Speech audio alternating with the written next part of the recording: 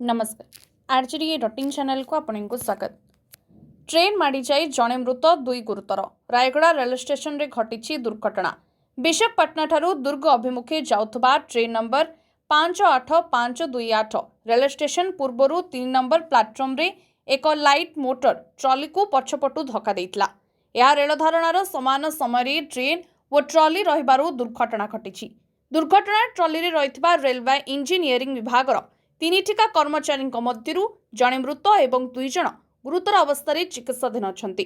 मृत कर्मचारी जनक हेले सुंदरगढ़ जिलार देवर्षी किसान। आहत माने हेले सुशांत दास व बाबुला साहा। सेमानंकर अवस्था गुरुतर रही।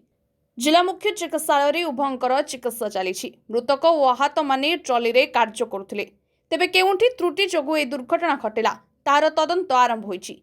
डीआरएम अमिताभ सिंघाल समेत वरिष्ठ अधिकारी पहुंची तदंत आरंभ करिसेंती।